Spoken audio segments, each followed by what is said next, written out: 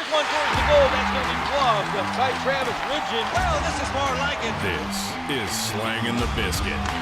Here's Travis Ridgen and Dave Wheeler.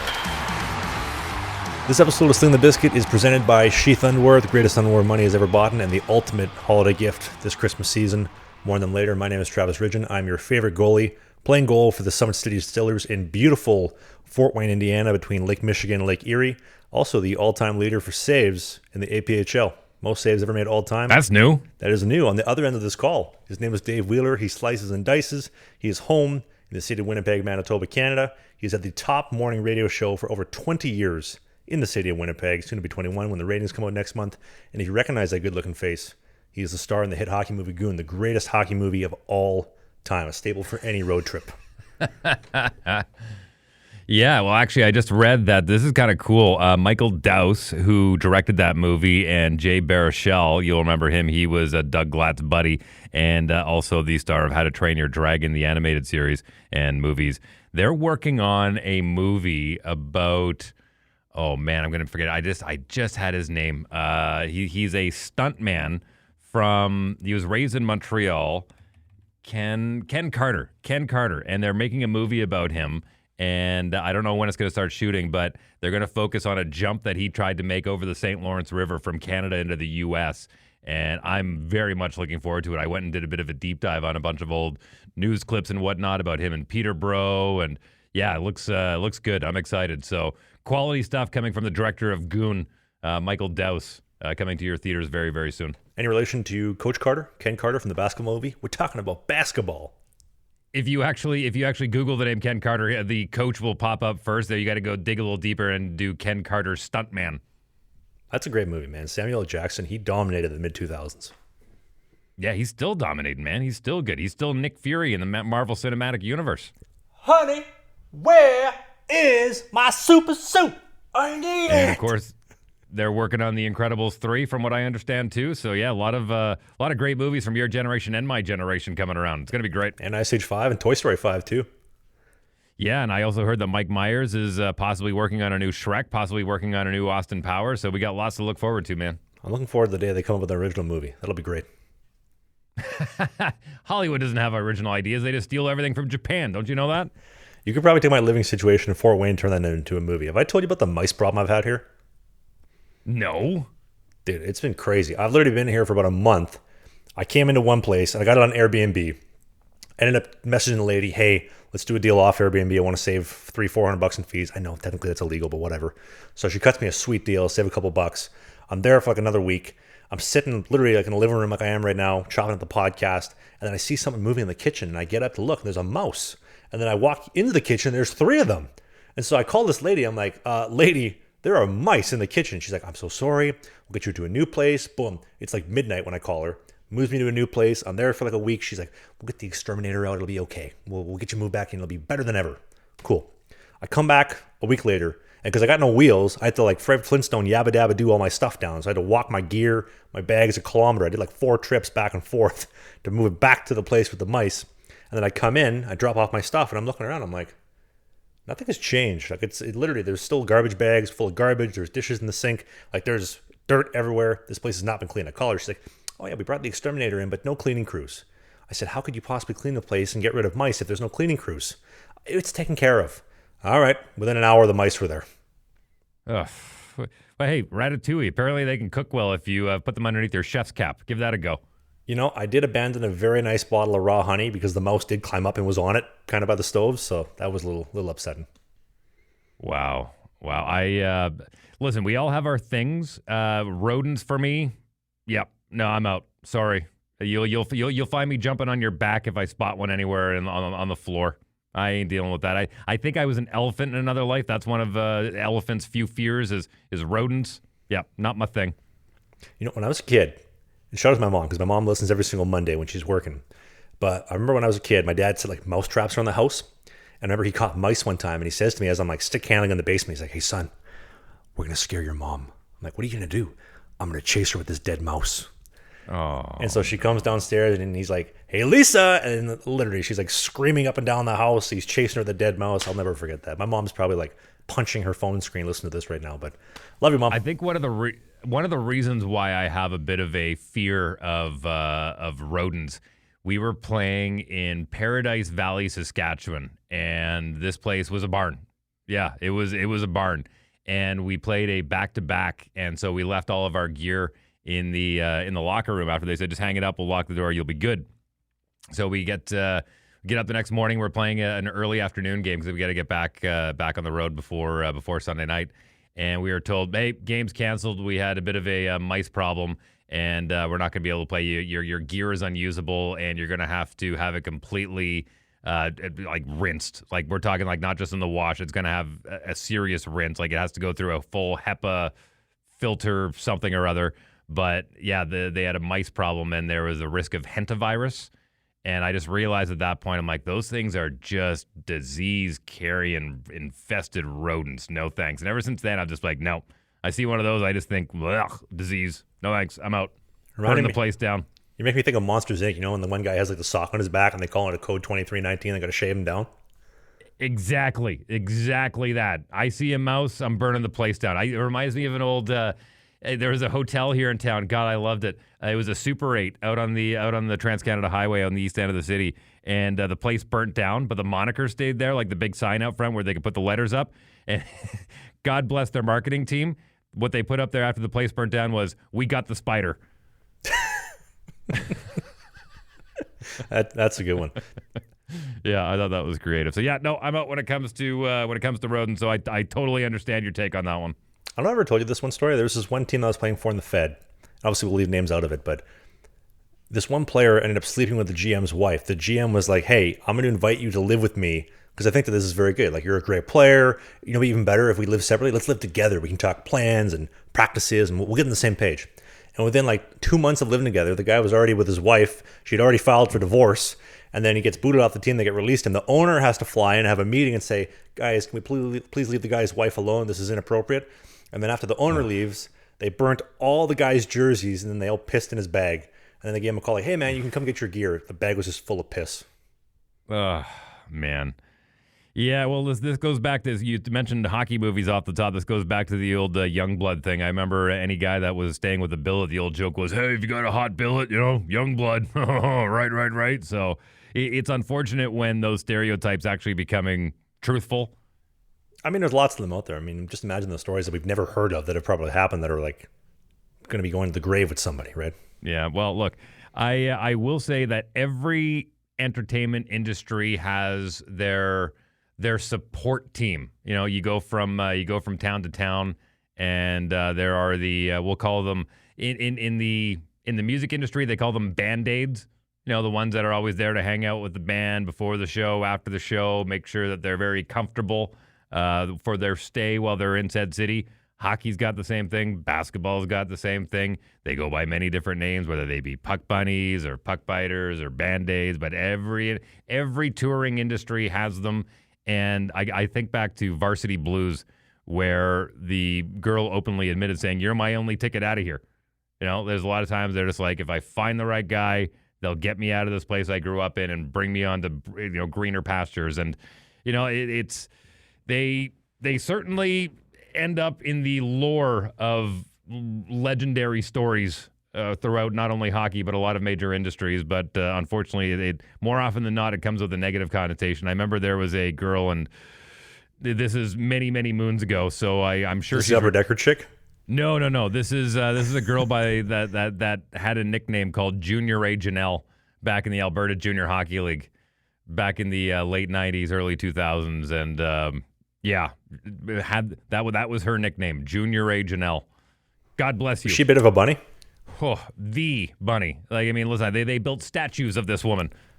Oh, dude, I'm telling you. I swear, puck bunnies are like the essential lifeline for all hockey players. Hockey goes smoother with puck bunnies. Yeah, like I said, they certainly serve their purpose. Unfortunately, they get a bit of a bad rap. But boy, oh boy, they're the guy. You always talk about the glue guy in the locker room. They serve their purpose as well. Every team has, let's say, the 3/3. You have a third of the guys, they're going to do well no matter what they do. You have a third of the guys in the fence, and then you have a third of the guys that they struggle, right? Like they just get the pucks off the glass and go for a change. But with the Bunnies, they don't really have those same standards. So those guys that are struggling can ease a little bit of that frustration, that tension. They come in the locker room a little bit happier. Good atmosphere, good environment. Boom, the power plays clicking, the special teams is humming. Puck bunnies, dude, they're an essential part of hockey. You need puck bunnies to keep hockey flowing. As I said, they seem to find themselves in every touring industry, and they help make the world go around. God bless every single one of you. You stole the words out of my mouth. I said, God bless every one of you. And in the words of AC/DC, for those about to rock, we salute you. Yeah, I'm even wearing, there you go. I'm even wearing my Angus Young hat today, or my Brian Johnson hat today. Peaky Blinders. You got to pick one. You can't be Peaky Blinders and BJ. Yeah, sure. Why not? It's all the same. You caught in the middle of the railroad track with that jacket on, no? Between the tie and everything, yeah. I'm liking my style. How's my style this week? How's my kit? How's my setup? I know y'all love to comment down in the comment section. How's it looking? How's it looking? Do I look more Peaky Blinders, or do I look more community college professor this week? I'm going to go community college. I'll say this. I've stood by you since day one. I like the style. It's the young folk on TikTok that hate the way you dress like a geography teacher. Hey, that's all right. You know what? Hey, geography teacher, I can tell you where to go. Better than having a camel toe.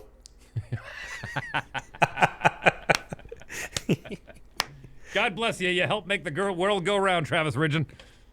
Yeah, I do what I can, man. I'm trying to increase our female demographic in any way I can. You got your coffee today? Always. Cup of Joe. Let's go for it. I'm drinking the Coca-Cola spiced sugar-free until it's no longer available on shelves, since Coca-Cola decided to discontinue it after. Anytime we have road trips, you got me hooked on that Coke Zero spice stuff. Anytime we're road tripping home, 2 a.m, 3 a.m, boom, pop a Coke Zero spiced. It's great. How often do you, in comparison to your coffee addiction, in comparison to making at home or going out for one, where does it weigh more heavy? I think you're not going to believe me when I say this, but I literally have not gone to Starbucks in over a month. Wow. Do they know you're okay? Have you checked in with them? No. Well, I am in the witness relocation program, but everything else is all tickety-boo. Well, listen, I know drive-thrus have been a bit of a holy moly lately, especially here in Winnipeg. There's been a few machete incidents that have been going on in drive-thrus around town. There was a machete incident that went on at the University of Manitoba recently. There was a you want to stay towards the end of the show? Keep it a little positive, then we'll finish with that type of news. Sure. For the end. Yeah, absolutely. All right. Yeah, I just want to talk about coffee, but all right. How do you like your coffee cut? With a machete. Like a dark roast. By the way, thanks, Dave. For what? What did I do? You got us blocked. Kasimir's wife blocked us on everything because of your hot take. Really? Which one? Dude, I was trying to play devil's advocate. I was just trying to say the guy's a pro. I hope the best for him. You maybe lit him up a little bit, and then boom, she blocked us on everything. I said the guy deserves a job. I said, if he's sitting there unemployed, I'd much rather him go play somewhere rather than holding off saying, this is the job I want. Sometimes you got to take the job that you can get. I if anything, I want the guy in the cage. I want him in the net. I don't know if that was triggering at all. If it was, I apologize. But my goodness, I just want to see you play, man. Well, you said that he is his own worst enemy, and that was like the opening clip for our clip on social media, and then she blocked us within like 30 seconds of everything, because I did tag her in the clip. But oh well. Do we invite her on? Do you think we invite her on too, or just the one? For what? Why? Like invite him and his wife, or do we just invite Kasimir? I don't know. Are we holding therapy sessions now? Is that what we're doing? Conor McGregor, this is not a therapy session. How do you feel? Yeah, listen, you can go to BetterHelp for that one. I know they're sponsoring your vlog. By the way, you look good in net the other day. Can we mention that? Oh, yeah. I am now the all-time league leader. All-time, period. Most saves made by any goalie in APHL history. Right like here. In a single game or all time? All time. Nobody on the face of this planet in all 7 continents has made more saves than this guy in the APHL. I got that record. Wow. Is the plaque in the mail? No, it's in a Best Buy gift card. Nice. That'll do. Hey, good enough, man. So you're gonna try and extend that record? You're like Alex Ovechkin now. You're chasing it down. You want to make sure you hold on to it as long as you can. Well, I'd like a few more wins. We've been losing the last couple. I think we're on a little bit of a skid right now, but I've been making saves. I've actually been playing really well. I'm moving well. I'm feeling great. Making saves, keeping the guys in games, and honestly, the only goals that are really going in are just bad bounces off guys' sticks, deflections off skates, or screens backdoor, 2-on-0s. I've been making a lot of saves. I've been feeling really good the last little bit. Well, listen, if you can go with the old adage of, hey, if I can get in front of it and I can see it, I'm going to stop it, that's the way to go, man. Everything else is kind of out of your control. Well, that's how it feels too. Like I'm literally seeing pucks, I stop it. Doesn't matter what it is. If I got a sight line on it, even when I'm not making sight lines on it, there was one tip that I got from a goalie that I played with the last couple of years. Well, not the last couple of years, but just in general. I remember he was giving me a tip because I like to hold my hands a little tighter in, and he was saying, dude, shooters in minor pro hockey are stupid. They're literally dumb as shit. They're all looking top shelf. So when you're screened, because traffic's a problem in the North American game, why don't you start spreading your arms out like an octopus? Just go like mile high. Your shoulders are at the crossbar. Just extend straight out and cover the top corners. And I thought, okay, I'll start trying it. And literally since then, everybody just hits my hands. Like my glove and my blocker are always in the right spot. I just get hit because guys are dumb. They're not shooting for holes. They're shooting to look like a beauty, celebrating, popping the water bottle, top cheese, giving a nice little salute to all 50 fans in the crowd. But you put the hands out like an octopus. It worked out great. So to you, you know who you are. Thank you for the tip. So listen, with a resume like this now, the goaltender with the most saves in the APHL, does that mean that the Fed's going to come start knocking soon, or even the SP? Are we going to get into that, Dave? Well, I mean, it's an obvious question, right? I mean, if you're the all-time save leader in the APHL, which is, as we've established, is one step below the Federal League, or the FPHL, the Federal Prospects Hockey League, you got to think that you'd at least be getting a sniff, especially since you've been in the league before and they kind of know what to expect. Right? Why don't we take a quick commercial break and talk about the Dailywire Plus and their incredible holiday special, and then we'll get back into things. How does that sound? I love it. By the way, Dailywire Plus. There's a link right down in the podcast description in the show notes right now. Click on that. Take advantage of their Black Friday deal, 50% off. There's not going to be a better deal throughout the entire year. I know you've been thinking about it for a while, especially if you're a parent. If there's any homeschooling parents out there, like my wife and I, the amount of content they have on here for young kids, not only for like the cartoon. Think back to when we were kids and we had you could put them in front of Sesame Street and not worry about it, not worry about this endless scrolling on Netflix and all these different platforms. You put them in front of the Daily Wire, the stuff they're going to find on there, you're not going to have to worry about it. You can put it out of your mind. And for the adults as well, amazing content. Dr. Jordan Peterson, Ben Shapiro. I mean, like the lineup they have is of just the thought-provoking, intelligent conversations they have are really, really, really solid. I highly recommend it. Even just try it out. And now's the time to try it out because you're getting a great deal. Click the link. Black Friday deal. You're not going to find a better one. You can take it with you wherever you go. Absolutely, 50% off. It's the biggest deal they've ever done. So if, like Dave mentioned, you want to watch Shapiro, Matt Walsh, all the incredible catalogs of all the movies, the TV shows, now's the time to do it. And the thing with the Daily Wire Plus, they're a conservative news channel. They're pro-common sense. They're fighting against being anti-woke. They're not woke like all the mainstream news. They don't lie to you like most of the mainstream news. And it's an actual news source that you can trust. And for me, I watched What is a Woman? Fantastic documentary by Matt Walsh. Also, Am I a Racist? Incredible pieces. Highly recommend it. Click that link in the video description, support the show, and get an incredible deal on a service that I think that everybody should have that takes fighting against the culture war seriously. And thank you to the Daily Wire Plus for sponsoring the show. And shout out to Matt Walsh, former radio guy. He and I are both cut from the same cloth, being radio people. So I appreciate the cut. I got to give a quick shout out. You just mentioned cut from the cloth. Do you see the Bomber streaker girl at the Grey Cup? Oh. We'll get to the Fed stuff in a sec. I just want to acknowledge this. This lady, what was it, in the fourth quarter, 10 minutes left, ass out, jugs out and all, ripped off her clothes, woo, spring break, ran right into center field at BC Place, and then made a mad dash for the end zone, which, honest to God, she probably put more effort into getting to the end zone after 6 Truly vodka sodas, and the Bombers did the entire game. Oh, man. I believe me when I tell you, trying to do a radio show Monday morning after the Grey Cup was not easy. I had spent the entire week pumping up how we've got a dynasty, 5th straight appearance in the Grey Cup, looking for our 3rd win in 5 years. And, even with the Argos losing Chad Kelly, their quarterback, and it was very reminiscent back in 2007 when I was at Rogers Center, Skydome, and Ryan Dinwiddie had to go in relief of Kevin Glenn, who broke his arm in the West Final. Man, yeah, bringing back memories. Anyways, congratulations, Ryan Dinwiddie, you handsome devil. Your 2nd Grey Cup, man. But you know what? Now the goal is for next year, and I know next year the Bombers are hosting, Winnipeg's hosting the Grey Cup next year, so the Bombers' goal is to not give up that locker room. Man, we should go to the Grey Cup next year. What do you say? I'm in. I'd love to. It's great. Princess Auto Stadium is an absolute marvel. I love it. Blue Bombers, what do you say? Me and Dave Wheeler, let's go. Let's get some tickets in the upper deck. That's the best seat in the house. Luckily, Wade Miller owes me a favor or two. I'm pretty sure I can get us into the building. Ooh, I used to train under Wade Miller, actually, believe it or not.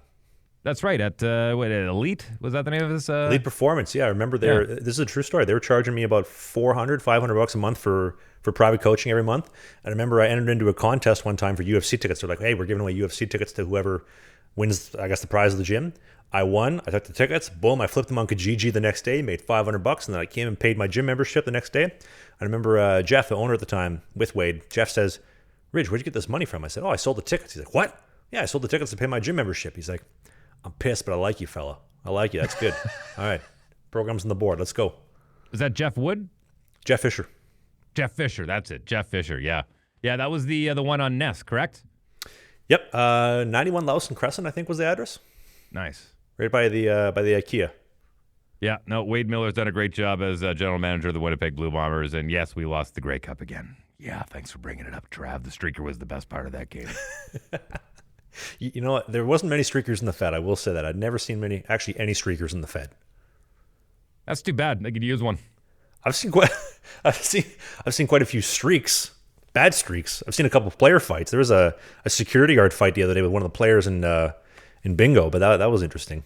I think it's harder to streak in hockey. You know what I mean? You're gonna get out on the ice and then you're pooched. Then you're just flopping around like a newborn calf on skates. You know, it's not a good naked look. There's good naked and then there's awkward naked. That would be awkward naked. I mean, what are you gonna do? Leave your shoes on? Yeah. You gotta do the Jimmy McElroy from Blades of Glory. His little icy hot super slide on the ice. Yeah.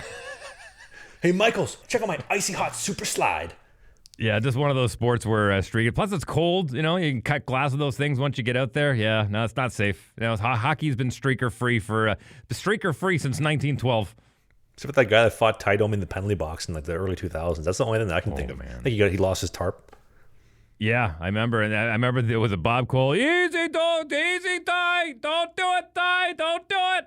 Watch the lawsuit, fella. Watch the lawsuit. Then there was the classic one. I can't even remember. I think the Flyers were involved, but some guy decided to climb over the boards to have a word with the official. Oh, Rob Ray. Yeah, well, there was that one, but there's another one where the linesman comes out of nowhere and beelines it, drops his head and hits this guy like a linebacker and puts him in the boards. Guy had a mullet, sweatshirt on. He looked rather, like nonchalant. Just like, hey, excuse me, Mr. Official, wanted to have a quick word with you about that final call. And just wham! Lights out. Done. It was one of the best official saves in the league. By the way, shout out to the official that went down, got caught up in the middle of that hit last week and had to be stretchered off. Man, that's scary. I know we give referees a hard time on this show, but man, oh man, you hate seeing that. They really are. Without them, it's just anarchy out there, and you got to take care of those guys. So that was luckily he's going to be okay. But yeah, scary stuff, man. Well, yeah, without referees, it'd just be a scrimmage. Well, it's incredible. I mean, and I'm guilty of this. There's times when I'd be coming out of my zone, and listen, there's a lot of things I was not good at on the ice, but one thing I was really good at is finding an outlet pass. Like if I had to bank it off the boards, for whatever reason, I saw angles really well. And if I knew, I was like, okay, I'm going to, especially when we were at home, I knew the bounces I was going to get off the boards. And if I could see one of my wingers cutting across the ice, I knew the angle I'd be able to get it off. And sometimes I had to get it high off the glass. It's amazing to me how the referees just did not. It's like your nose. You see your nose every time you look out of your eyes, but your brain has learned to ignore it. Like we don't actually see our nose according to our brain. And it's the same thing with referees. Like I don't see them. I see the angle, and if they happen to be in the way, I don't see them at all. And sometimes, I remember referees yelling at me, especially linesmen, like, shoot the puck at me. I'm like, get out of the way. You're at my angle. Like not realizing you were there. I did not see you at all. And it's amazing how just transparent referees come a lot of times when you're out on the ice. You think you would have played minor pro if you didn't lose your eye? I've had this question a lot, not so much anymore, but yeah, back when I was in my 20s, I got asked this a lot. I think I probably could have had a cup of coffee in the American League. I think I probably could have made a half-decent career playing overseas, maybe in a European league somewhere, maybe in Austria, Germany, somewhere around there, and I would have been very happy to do that. I think that probably realistically could have been my future, but I look at it as divine intervention. I'm very happy where I am in my life, and the fact that I've still been able to stay involved in hockey. And radio kind of was my idea was after my eye injury. I'm like, hey, I want to stay involved in hockey somehow, and I wanted to do play-by-play. And I just I've been doing this morning radio thing for the past 25 years, and that's kind of paid the bills up until now. So yeah, to me, it's there's always that what if, but very happy with the way things turned out. And like I said, still involved doing this kind of stuff. So I don't feel like I've missed out in playing hockey. I played, the rec league hockey up until the last couple of years, like we talked about a few shows ago with the pandemic and whatnot. But no, I've been very happy with the way things rolled out. And especially, you're a great example, a guy who has been moving all over the place and doing all these things. Maybe it's just my age, but that doesn't in my 20s, it would have been exciting going and seeing the world for free and traveling Europe. That would have been really, really cool. But no, I'm happy with the way things worked out. Well, yeah, you can really do that with 2 kids, 3 cats, a bird, a dog, 2 dogs, well, no, 1 dog, and a wife, and then also dealing with me whenever I'm home. But yeah, right. but for me though, like it's just what I love doing. I love playing hockey, and if I got to travel around, that's just part of the job description. And it would have been nice if we continued last season before the situation happened for what it was in the Fed. But I just love doing this, and to quote Joe Thornton from last week, dude, I just love playing hockey. I like traveling around. I love morning skate. I love the post-game talks. I love the pre-game talks. I love the morning skate. I love every last bit of it. Yeah, the travel's a little bit much sometimes. Yeah, sometimes skating 5 days a week is a little bit much. Sitting on the bus for 12 hours, maybe get smacked in Wytheville, and you got to go back 13 hours, and then coach is yelling at you the whole way home, and then like stuff like that. Yeah, it's not ideal, but I just love doing it, and it's what I've been good at. So why not continue it? But it's just unfortunate because and you mentioned this, I don't know, like 10 minutes ago, and I know we kind of got a little bit off track since then, but. Dude, I should be playing in the Fed. There is no reason I should not be starting games in the Fed. I look personally at all the teams, every single roster, all the goalies. Yeah, there's dinosaurs that have been with 5, 6, 7, 8 teams. And listen, I'm no different. I was on, 6 teams in 2 years, right? And I know I didn't play for every single one of them, but 6 teams on my rights. But I look at some of the goalies out there, and I'm like, man, I should be starting for 3/4 of these teams. I could start tomorrow for 3/4 of these teams. All goalies at the same level, at the Fed level, are great goaltenders. Everybody can play. But I found that when I was getting jammed up, you wouldn't give me a start. You give me one opportunity. Okay, I make one little mistake. There's no wiggle room. But then you get other guys who they're giving up 7, 8, 10 goals a game. They just get opportunity after opportunity after opportunity. And I get it. The podcast was a big issue for why, I guess, the powers that be didn't want to have me around as much anymore. But it's frustrating because I should be playing in the Fed. There's no reason why I shouldn't. And especially with my performance as of late in the APHL, where I would say, honest to God, Dave, and you can be the judge yourself watching the video, the defense is probably worse now than when I was playing in Mississippi, which I know is hard to believe. It's significantly worse. I'm getting 2-on-0s, I'm getting breakaways, I'm getting guys wide open backdoor all day, and I'm making every save that I'm seeing. So why I'm not playing in the Fed, I think it's an absolute joke and that I should be playing there. Not to take away from that comment that you just mentioned, but I'm curious to know why leagues like that don't have more defensive-minded teams or defensive-minded players. Like, I don't understand why it's such an... Is it that much of an offensive league that they just can't find good defensemen? Are all of your defensemen just that offensive-minded? Like, I don't understand why you're giving up 60, 70 shots a game. Like, it just doesn't compute. Well, all the money's in the scoring, right? Like, if I'm scoring 2, 3, 5 goals a game, I'm getting lots of points. People see that on the broadcast. They see that in the score sheet. Getting called up. You're getting paid, right? Like, we have bonuses for hitting those benchmarks. If you're +3, nobody gives a damn. Right? Like, if you're a shutdown defenseman, yeah, it's nice that you get good defense, but nobody cares. Nobody's paying attention. Like, everybody is completely incentivized to bail on the goalie and bail on the defense and go score some goals. It's why you see so many teams that they have scores that are 8-5, 8-3, similar scores to what we're having in the APHL as well. But unless you're one of the top 3, top 4 teams, there's zero incentive for defense.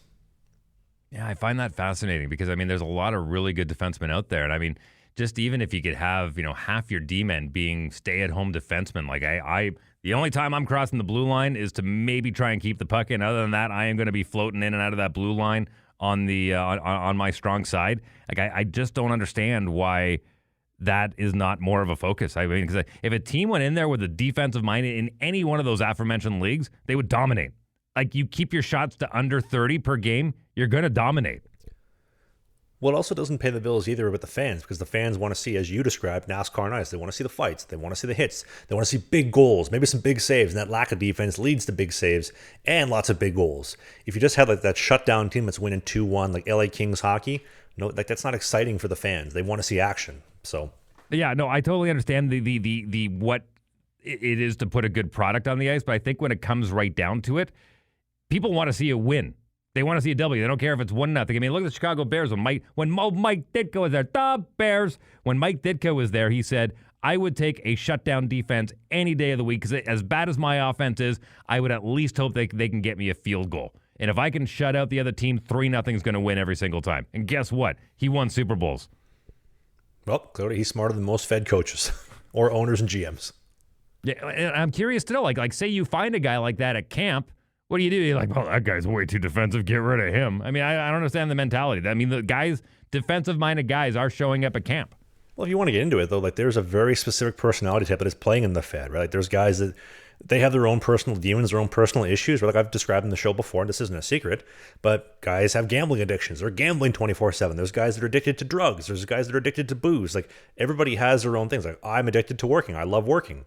Like everybody has their own thing and their own vice, and that contributes to those personalities. And if you're whacked out in the weed pen or you're gambling 24/7, you're probably not fully there focusing on, okay, how do I get a really good defenseman? Right? Like let's focus on that. Let's get some systems in play. Yeah, we do penalty kill and PK and whatnot at practice, but it's just it's a flawed system. I know you and I would change a lot of things if we ever owned a team, but it's just the way that it is. Well, listen, let's talk about what we can do about taking care of our boys in that Sheath Underwear. Man, oh man, I'm telling you, if you haven't lined up for Sheath Underwear, and if you're in Canada and you're thinking, well, I'm not going to order Sheath Underwear this year because, the Canada Post strike, don't worry about it. They use DHL. Just had a shipment come in the other day. My wife's got a whole bunch of new stuff, and she is absolutely loving it. She kind of I shouldn't say rolled her eyes. She liked the way it looked on me. I was like, why don't you try it for yours? She's like, no, it's guys' underwear. I'm like, try a few. Like, try a few of the bralettes. Try a few of the underwear. Try it out. She's like, fine. She swears by now. She's like, I had no idea that this bamboo mesh made as big of a deal as it did. And she's going to give you her own actuality here coming up in an upcoming episode. But yeah, believe me, ladies, men, Sheath Underwear, it'll get to your door. And if you use the promo code, 20% off, make sure you get this in the stocking of your loved one or for yourself. Surprise yourself with the gift of Sheath this year. You won't be disappointed, I promise you. Well, two things. It's the ultimate gift. It's the gift that keeps on giving, whether it's for dad, because what do you get dad for Christmas? Socks, gitch, popcorn. Get him some Sheath Underwear for your son, for your brother, boyfriend, girlfriend. Everybody can use a pair of Sheath Underwear. And if for some reason you're in some remote town where they only have Canada Post, I get it, they're striking. Well, guess what? I'll personally run it over for you. I'll go down to the Colorado factory, say, Robert, give me the boxes. I'm yabba dabba doing it all the way over. I'm going to hop the border. And I'm going to go down Roxon Road, and I'm going to come into your community. I'm going to deliver the package and say, boom, Merry Christmas. I'm going to bounce out of there. Yeah. And also, with Sheath, you literally forget about slaying the dragons. You cut right to the princess. Forget about the Fruit of the Loom, that garbage you buy at Kirkland, at Costco, that rips after like 3 months. It's trash. Sheath compartmentalizes everything. Cool bamboo mesh. A compartmentalized compartment for all of your manly parts, so you're not sticking everything to the side of your leg. Sheath is the way to go. Bizkit69 is the code. 20% off. Click that link in the description. And happy holidays from the team at Sheath. Yeah, make sure you get your Sheath Underwear, and it holds up. It holds up. I love it. I refuse to wear anything else. It's absolutely the gift that keeps on giving. You know what? Actually, you just reminded me. There was a trade. Well, there's a team that I played for in the Fed. We ended up trading for a guy. And usually when we trade for a guy, usually it's finalized, but an hour, 2 hours later, boom, we throw him in the team group chat. Hey, fella, welcome to the team. We're going to travel down to so-and-so. Meet us here. Here's the itinerary for breakfast, lunch, whatever. And so this one guy we trade for him, throw him in the group chat, and within 2 minutes of adding him, he throws a message in the group chat. Fellas, look what I caught. And it's just some picture of this like OnlyFans chick that I guess was in the area that sent him some nice pictures. And he throws in the group chat, and all the guys are like, oh, no way. I can't believe we got that kind of talent locally. One of the guys pipes up in the back is like, hey, that's someone's daughter. Don't do that. And then a couple of guys, all of them stopped. They're like typing bubbles. Yeah, so that was an interesting day for the group chat. Well, he's got a point. He absolutely has a point. We've talked about the hotel story, right? With in Motor City. Which one? Well, we had, and if you're new to the show, this will be a new story. If you're an OG viewer, apologies if you've already heard this one. But when I was in Motor City, we'd be traveling on the road. Lots of hotel rooms. We always stay at the Comfort Inn or the Holiday Inn, and a lot of the times, guys would bring some local talent back to the hotel room. And then after a while, the GM comes in one day before Morning City. He's like, fellas, we're getting a lot of complaints from the staff at the hotel. We can't be bringing ladies into the hotel room at 2, 3 in the morning. Not a problem. What do you think the guys started doing? Instead, they would go out to the parking lot, and if the trailer's rocking, don't come knocking, they take the talent outside. So if you went outside to take a call at like 1, 2, 3 in the morning, there's like a bunch of Toyota Camrys. Thanks for the Camry. Dirty Mike and the boys. Putting some D's and some A's. Hey, man, sometimes you got to get the job done, right? Hey, man, NBA players get paid millions of dollars to hit threes. Motor City Rockers said, hey, we'll do it for free. Yeah, Corolla is hockey for the seats recline. All the way back. Say, sometimes you just need a better seat. Yeah, right, exactly. Yeah, that's the reason why they call it a flatbed. I want to send a shout out, and I really hope and pray that Alex Ovechkin is back on the ice sooner than later, man. Holy moly. This guy was absolutely lighting up the league at 39 years old, actually set a record for the oldest player to be leading in goals, having to have at least 10, leading the league in goals. He gets a hat trick one night. He follows it up with 2 goals the next night, and then goes out with a lower body injury. God, I hope they do whatever Steve Austin the crap out of Alex Ovechkin. Make Ovi great again. Get him back on the ice. As much as it makes me feel a little bit old to see Wayne Gretzky's record of 894 goals, I think it would be unbelievable. I would love to see Ovi hit 900 this year. Get him back on the ice. Freeze him up. Do whatever you have to do. Dude, when I saw that knee buckling, I was terrified. I was like, you imagine? He blows out his ACL, whatever. He's out for a year. He never breaks the record. How tragic would that be? That would be absolutely heartbreaking. And it's funny, we talked about it last week. You said, would he come back for one more? If he's out into the new year, maybe. If he comes up a couple goals short, I bet you he comes back and plays the first bit of the season next year just to get the record. But I hope that doesn't happen. I hope they get him back on the ice before December rolls around. Dude, I just can't believe he was producing at the level that he was, considering how he was looking in the summer. Like, there was zero muscle definition on that body all summer long. 12-ounce curls, reps to failure. Well, he's not the first, and he won't be the last. And I'm going to reference a guy who's in the coaching system now. He's in the coaching ranks, but Nolan Baumgartner. I remember when he was captain of the Manitoba Moose, and he was getting up there in age, he decided to bulk down. He said, I got to get quicker. I got to get out of these corners. These guys are getting too big. It's not, I can't take these hits in the corner anymore. I got to get in. I got to get out. And to be able to do that, I got to lose weight. And I think that seems to be the trend with guys who are extending their careers past 35 as they realize they got to lose a little bit weight, stay quicker on their feet, and get smarter. And that's one thing Alex has done. He has gotten smarter. He understands his scoring locations. He understands where he needs to be on the ice. He may not be the first guy to the puck anymore, but you guarantee he's going to be the last one to touch it before it goes in the net, and I really appreciate that. I love when he ripped 2 past Ingram before he got injured, because Connor Ingram was chirping me on Instagram the other day. So the fact that Ovi wired 2 past him, I was like, all right, fella, take that. Yeah, no, I hope they get him back on the ice sooner than later. What an amazing career. Speaking of goalies, though, we were talking about Andrei Vasilevskiy last week, and I forgot to call you on it, but dude, I think Vasilevskiy's starting to fade off. I think he's out of his peak, out of his prime. He's been so dominant the last couple of years. Look at the team. Look at the team is letting him down. Now, keep in mind, I think it comes to it's a whole team effort. Those 300 wins came with a great John Cooper lineup in front of him. Like, he had a great team. He had Stamkos. He had all the pieces in place to get those Stanley Cups that they did, and he was a big piece of that puzzle. But he had a limited amount of shots. Now you see your lineup overall, your roster's not as strong as it used to be. He's still going to steal you wins, but he's not going to be stealing you cups anymore. I still think he is an elite, high-end goaltender on a very bad hockey team. Well, here's a couple stats for you. Regular season-wise, as a starter, those have been .925, 9-7 season in the postseason. It's just, he doesn't seem the same. He doesn't have that same dominant vibe that he had in those cup runs where he's making all the big saves. He would lose a game, and then good luck beating them 2 in a row. Like, he dummied Dallas. He dummied the Islanders. He dummied everybody, especially Carey Price in the cup final. He carried the Canadians. Vasi said, I don't think so, fella. I'm going 2 in a row. And he just doesn't have that same vibe. And again, you mentioned it last week with Hellebuck, same way that Kiprusoff, Price, and Luongo were in the mid-2000s and then 2010s. You ride that guy for 60, 70 games a season, no matter how good he is, no matter how much juice he's on. And I mean, let's be honest. I think Vasi's on more juice than Tropicana, but you just can't keep up with it, right? I think it's the quality of shots. Now he's not, like I talked about earlier, if he can see it and he's in position, he's going to stop it. He's a big body, but now a lot of rebounds. You've got defensemen who aren't clearing those out. He's getting shots from angles that he's not, I shouldn't say not used to, but they're putting it in places where he's not able to get to the puck anymore. I don't think he's a different goaltender. I think it's a different team. But I will tell you, I will take him over Linus Ullmark this year. Oh, my God. Are we going to go on that one as well? Just goalie show today? Listen, I got to give you credit. You called this one. Dude, Otto's been a goalie killer the past 4 or 5 seasons. Literally, since Craig Anderson left town, they have just slaughtered every single goalie. Magnus Hogberg, studded Swede. He's actually just back in the American League now with the Islander system in Bridgeport, but they buried him. He had to go back to Sweden for a couple of years.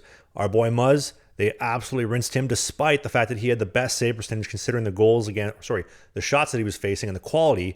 They ran him out of town. They ran Cam Talbot out of town. They ran Jonas Korpisalo out of town and Ullmark as well. And here's a stat for you as well. He has started 11 games this season, and of the 11, he has had a 900 save percentage or better in 3 of the 11. The rest are all in the 950s, 970s, and I believe he's hovering around an 880 save percentage right now.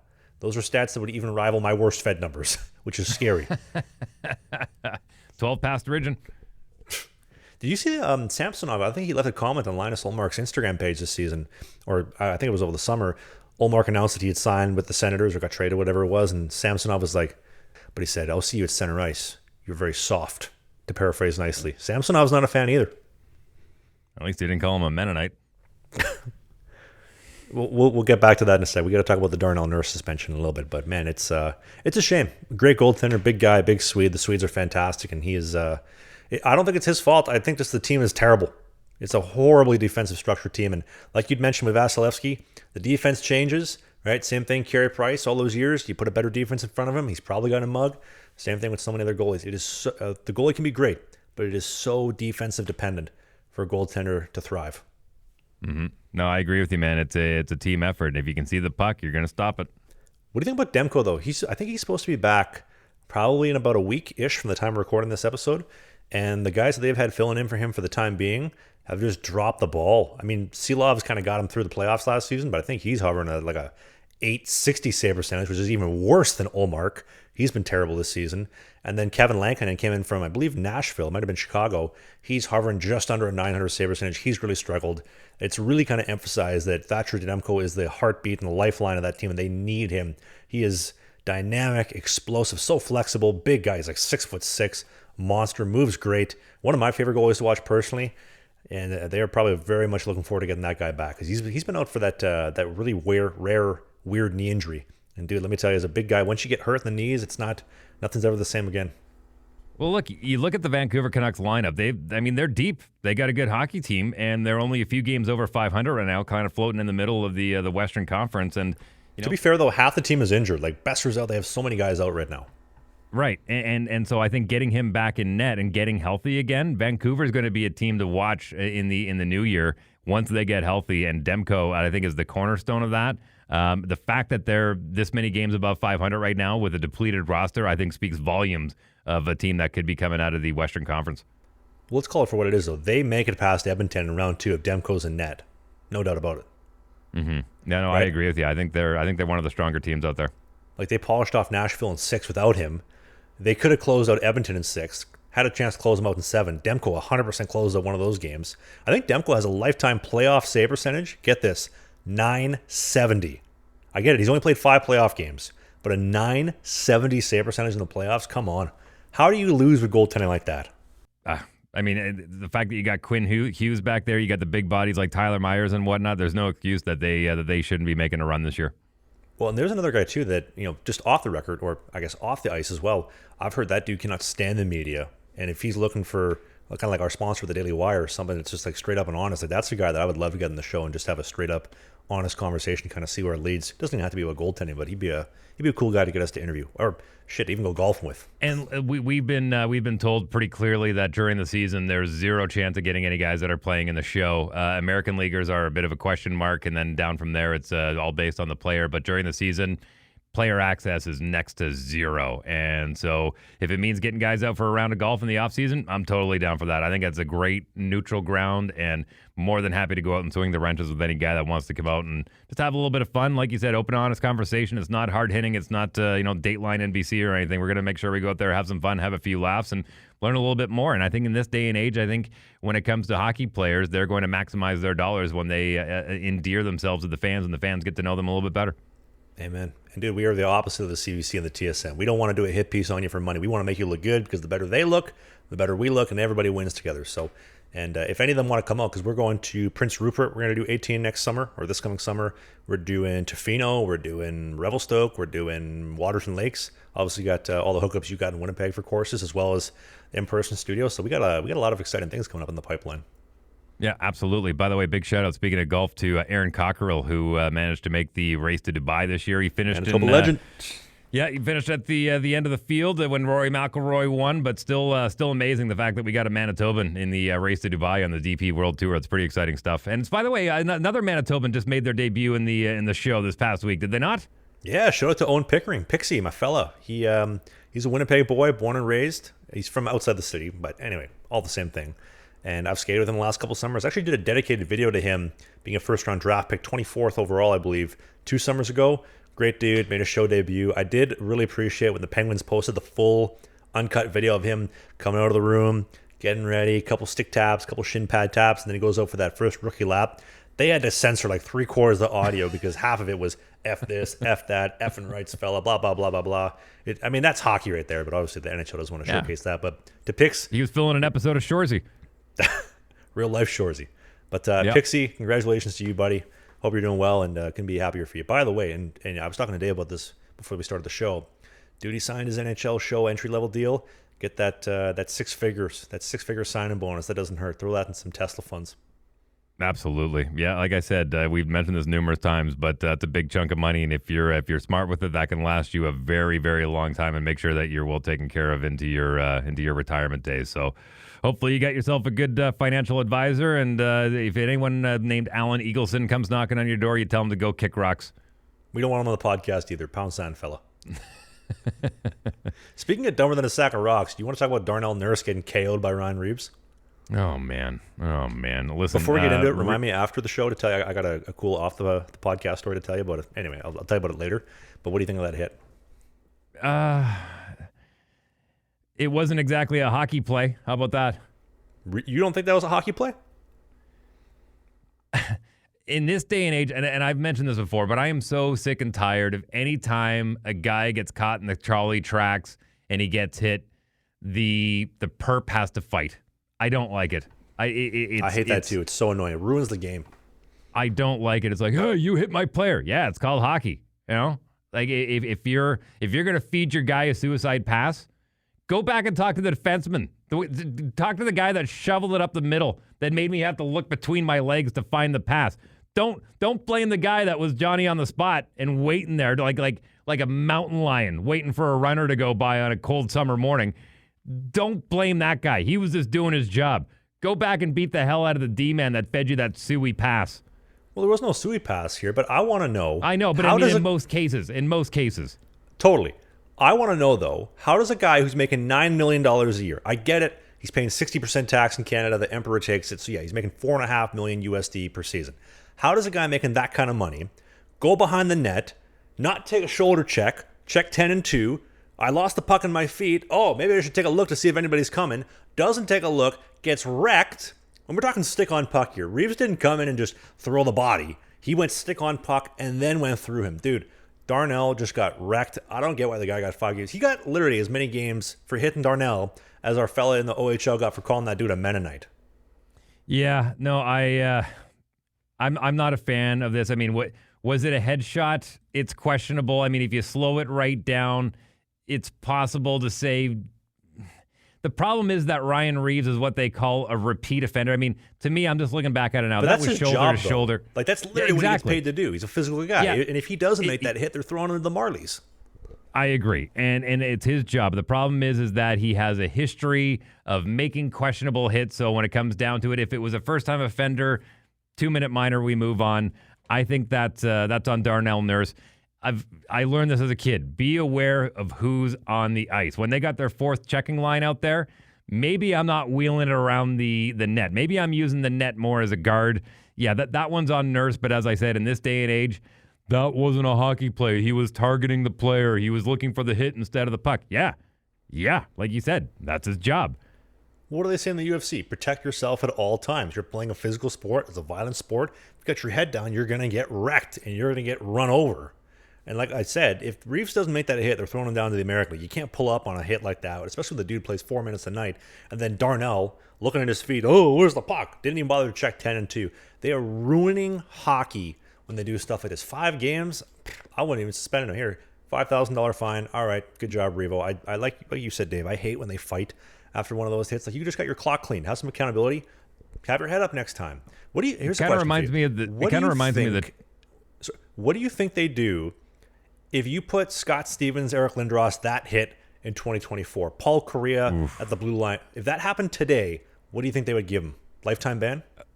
Oh man, I don't even want to think about that kind of stuff because I came from that generation where we use that as a model. Coaches would be like, Scott Stevens, that's how you hit. That's how you hit. That's what you do. You take these guys out. They're going to put their head down, make them pay for it every single time. Now we're a little more aware of head injuries and whatnot, and targeting the head and leading with this and leading with that. And I get it, those head injuries, though, but you're getting paid a lot of money to play a sport. Keep your head up. It's a physical sport. People are paying a lot of money to watch. Play the game. Yeah, and listen, if Darnell Nurse didn't get the puck lost in his skates, would he have been able to brace himself a little bit more? Maybe. But when Ryan Reaves is bearing down on you like that, you let go of the puck. Bye, take it, it's yours. I know you're not going to do much with it. I've seen you. You've chopped hockey pucks in half when you stick handle the bloody thing. So take the puck. I'd rather that. But it's a split second decision. It's the same one that Trouba got yelled at for against Montreal. Player lost track of the puck, dropped his head. Defenseman took advantage in a split second situation. If, like you said, if he doesn't take that hit, then they're coming back saying, "Why didn't you make the hit?" Well, the guy was vulnerable, and I thought he might get hurt. Well, what do? You're a defenseman. If you're behind the net and you're fishing for the puck, or if you're the dude barreling down on him, what would you do? Stop behind the net. He had all the time in the world. Seriously, stop behind the net. It came off. It was on the defenseman's right side. He doesn't even look. I would have stopped behind the net. He had all the time, but he's looking down at the puck, looking down. He didn't even look up to see if he had an outlet pass. Nothing. And for those that are new to the show, I want to remind you, Darnell Nurse has 2 eyes, Dave Wheeler has 1, and even he shoulder checked to see who was coming down on him. I would have stopped behind the net, 100%. Would you have used the left eye or the right eye to shoulder check? I would have, it's funny. And to any young defensemen that are out there, I use this trick a lot. It all depended on what rink you were at, and I would always practice when we were warming up to see what kind of angles I had. Again, for whatever reason, I just had a really good physics or geometry, whatever you want. Geography teacher. I was good with angles, and whenever we were in warm-up, I made sure that I would start usually at just above the circle, and I would come in at different angles into the corner, and I would use the glass and see what kind of reflection I could get on which pane of glass to see, and I would use that as a rear view mirror to see a guy's coming in barreling behind me. It would give me an indication of how much time I had, which side they were coming in on, and it gave me that extra split second that I needed to know if I was going left, if I was going right, if I was going to rag the puck in my skates, if I was able to ring it around. Use the glass as your rear view mirror when you can't look behind you. Let us know in the comment section. Are you Team Darnell, Team Reaves, Team Wheeler, or Team Trav? Also, sorry for mentioning how many times you got only 1 eye. Yeah, well, that's fine. It's true. It's the truth. Well, I have both eyes. Only one works, for the record. I'll give you dealer's choice here. You want to finish with Mike Tyson, Jake Paul, or you want to do Auston Matthews bouncing to Germany? Let's do both. But let's get a sponsor in quick. Team at Manscaped.com, the third sponsor for the show. Shout out to the team at Manscaped. Their holiday collection, they got it all. They got the lawnmower, they got the beard hedger, and they got the new Chairman Pro. Get that stubble right down to the wood. If you want that 5 o'clock shadow, they got an attachment for that as well. 90 minutes of battery life, water resistant as well. USB-C charging, it charges real fast. And right now, when you go to the link in the video description, click on that link, use the code BIZKIT, B-I-Z-K-I-T. It's going to get you 20% off and free shipping, only from the team at Manscaped. And thanks to Manscaped for being the final sponsor for today's show. They did a nice job here. I used it the other day. Got everything cleaned up. Looks good. You got enough length for Candace to hold on to still, or no? No, it's back here. Yeah, all back here. Yeah, all in the back. Yeah. Auston Matthews, man, he could use that. Why don't we send one to Auston Matthews? Oh, well, I just want to make a comment first. I just wanted to say it was like almost Candace riding the mechanical bull back there with how much salad you got back there. But whoa, 7 seconds, man. 7 second shift, or well, I guess they're both 7 second shifts. Quick shift, fella. Pucks in deep. Get out for a change.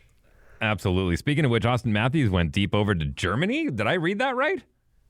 Yeah, he literally bounced the team to go get his injury, which the Leafs will not disclose, to go get it checked out by a specialist in Germany. Can we also just mention for the fact the guy didn't bother going to see a specialist in Canada because God forbid we have any doctors here. He went to Germany.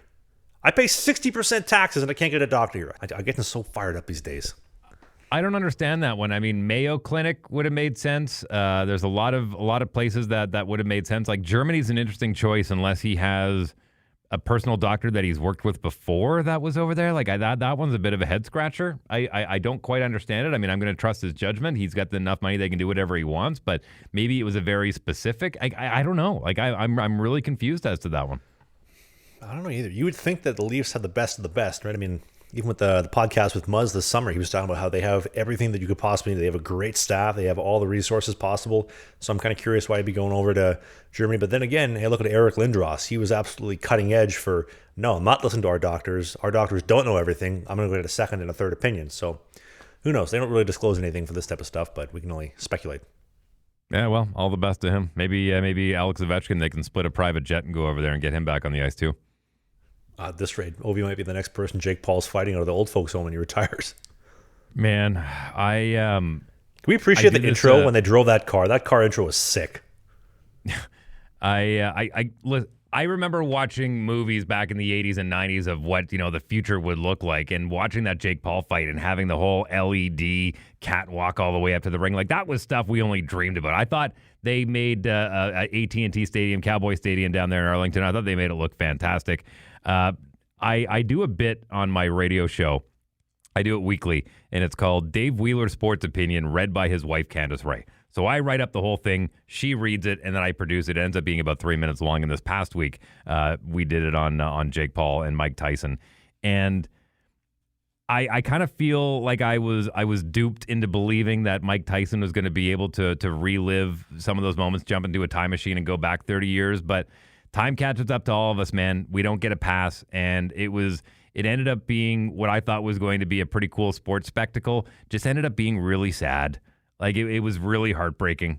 That is really what it was. Never mind the how bad the connection was, like trying to jump on Netflix and Netflix blaming me, saying it was my internet connection. Oh, God, what a pain in the ass that was. The Katie Serrano fight was unbelievable. I thought that was the great fight, the championship fight between the two Mexican dudes to kick off the night. Everything outside of the Jake Paul, Mike Tyson fight was great. But man, it was heartbreaking. It was really heartbreaking. And it's unfortunate to think that the younger generation are going to think of Mike Tyson that way and not remember Iron Mike Tyson from the 80s and 90s, which was the real, class of what Mike Tyson's abilities was in the ring. Yeah, it's just, it was sad. It was sad. And that's how I feel about it. I don't know if you got the Hangover reference, but Jake Paul's intro song, In the Air Tonight, Phil Collins. I did notice that. Feel it. Okay. For those that didn't notice, when Mike Tyson's in The Hangover, he's drumming to "Hold On One Sec," ba ba ba ba ba ba ba ba ba, and then Jay comes out with that song. I thought that was kind of funny. I don't know if many people noticed it. I thought it was clever. You know who I think he should fight, though? And I know this is extremely unpopular. Muhammad Ali. No. Andrew Tate. I think he should fight the Top G. He just got all of his charges dropped. The whole case is dropped. Top G is an innocent man. He's a pro kickboxer.